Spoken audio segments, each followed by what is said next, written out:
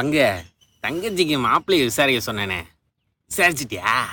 அதெல்லாம் விசாரிச்சுட்டேன் பங்கு. ஏன்டா ஒரு மாதிரி டல்லா பேசுற? ஏடா உங்க அப்பாவுக்கு அறிவே இல்லையாடா? போயும் ஒரு முரட்டு குடிகாரனா பார்த்து வச்சிருக்காருடா. குடிகாரன் மட்டும் இல்லடா, ஏரியால 1ஆம் நம்பர் சல்லிப்பையடா. எங்க பிரச்சனைனாலும் அவனை தானே வந்து போலீஸ் தூக்கிட்டு போறான்.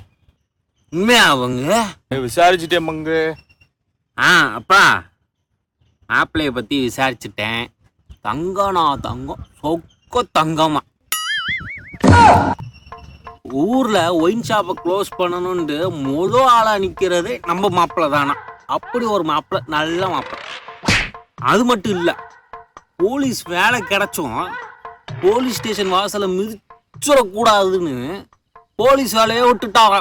அப்படி ஒரு தங்கமான மாப்பிள்ளை.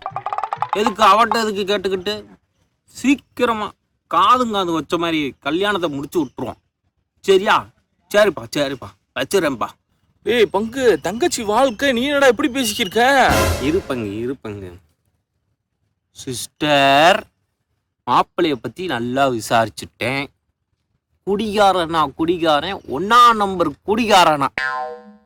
காலையில சரக்கு போடாம வேலையே ஸ்டார்ட் பண்ண மாட்டானா. அப்படி ஒரு குடிகாரனா. வேற என்ன சொன்னடா மக்கு? Police station. Police case.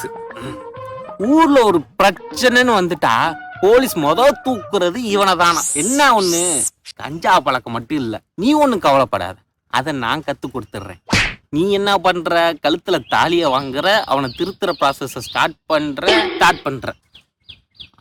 நான் பார்த்திருந்தா கூட இப்படி ஒரு தருதலைய பார்த்திருக்கவே மாட்டேன். ஆனா அப்பா மாஸ் பண்ணிட்டாரு. நீ உன் வாழ்க்கை சந்தோஷம்தான்.